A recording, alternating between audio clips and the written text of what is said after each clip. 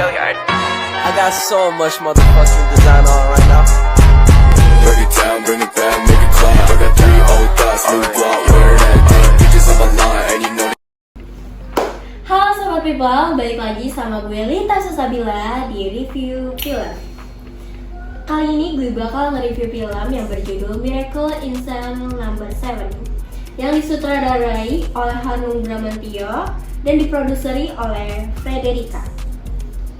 Berdurasi film sekitar 145 menit dan tanggal tayang pada 8 September 2022. Diperani oleh Vino G. Bastian, Graciela Abigail, Mawar Eva De Jong, Indro Warkop, Tora Sudiro, Brian Domani, Rigen, Indra Jegel, Denny Sumargo, Marsha Timothy, Sheila Dara Aisyah. Film Miracle in Cell No. 7 versi Indonesia merupakan remake film Korea yang tayang pada tahun 2013 dengan judul yang sama, Miracle in Cell No. 7. Film ini dibuka dengan adegan sidang peninjauan ulang kasus pembunuhan dan pelecehan seksual oleh Dodo Rojak sebagai Vino G. Bastian, oleh seorang pengacara bernama Kartika yang diperankan oleh Mawar De Jong yang merupakan anak dari Dodo Rojak. Alur film ini berjalan mundur dan mengulang kembali kisah peristiwa 17 tahun yang lalu yang menjadi asal mula penangkapan Dodo Rojak sebagai tersangka. Dodo Rojak di sini yaitu sebagai penjual balon yang secara tidak sengaja mengetahui mati Wibisono, anak dari seorang tokoh masyarakat, tenggelam dalam kolam. Ia dituduh sebagai tersangka hingga ia mendekam di penjara. Film ini menampilkan kehidupan Dodo di penjara sekaligus memberikan gambaran kehidupan narapidana di penjara negeri ini. Pengembangan kisah dan karakter pada film Miracle in Cell No. 7 versi Indonesia ini membuat film lebih realistis dan mampu diterima oleh masyarakat. Pengembangan karakter membuat alur cerita memiliki sebab akibat yang berhubungan. Sisi komedi yang tidak terlewat dari film ini cukup menghibur penonton dan mencairkan suasana kasus mati yang berat. Salah satu fenomena nyata yang diangkat film ini adalah kebobrokan hukum dan keadilan Indonesia bagi warga sipil. Di samping itu, adegan sidang peninjauan ulang kasus memberikan informasi dan gambaran proses ditetapkan suatu kasus dan terdakwa. Alur adegan yang maju mundur menjadikan film ini lebih menarik, tapi di sisi lain juga membuat penonton cukup kebingungan pada alur cerita. Yang direporteri oleh Dini Wardana Saada, yang dieditori oleh Fatin Humairo, dan sumber dari falcon.co.id. Nah, gimana nih? Kalian tertarik nggak sih buat nonton? Yang Dodo Rojak ini sebagai seorang disabilitas, tetapi ia dijatuhi jadi tersangka yang akhirnya dia harus mendekam di penjara dan meninggalkan anaknya.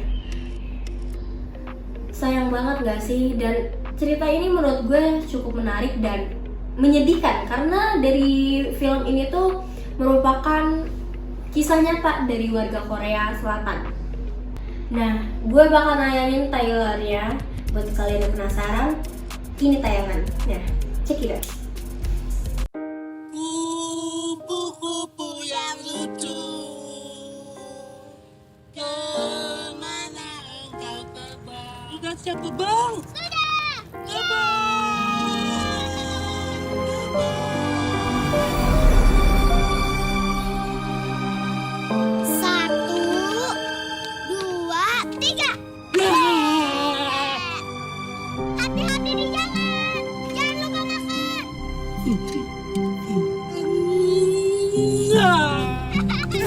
Kau mau jadi perawat kayak ibu?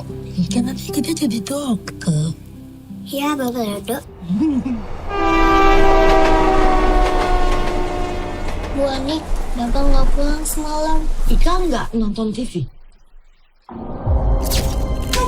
Nah, gua ada Pak Uzak, telah melakukan tindakan memasuki pekarangan rumah tanpa izin. Terdakwa juga melakukan pembunuhan dengan keji.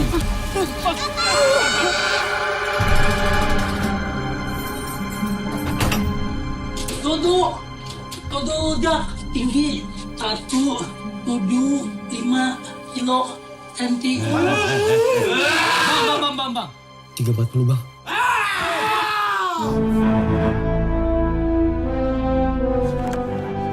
Kalian tahu apa yang akan terjadi dengan penjahat-penjahat seperti kalian di sini? Hidup di penjara itu keras, kita harus sering-sering latihan. Sekarang kita jadi saudara. Dodo harus baik sama orang. Besok orang baik sama Dodo. Minta apa dong? Anak.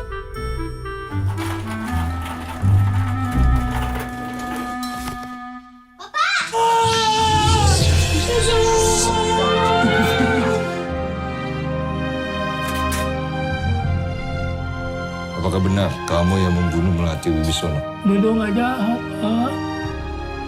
Dulu, kamu harus berkorban. Termasuk nyawa. Jangan lupa ya. Lupa apa? Jangan lupain bapak. 1, 2,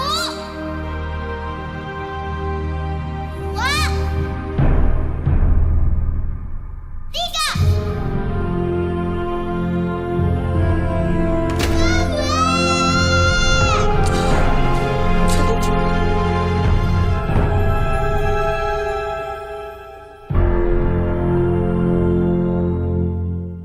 Nah, segitu aja review film dari gue. Buat kalian, pasti rating berapa ya kira-kira buat film ini? Kalau gue sih 10/10. Karena film ini banyak pelajaran, apalagi buat ayah yang sayang banget sama anaknya. Jadi itu buat gue terima banget sih.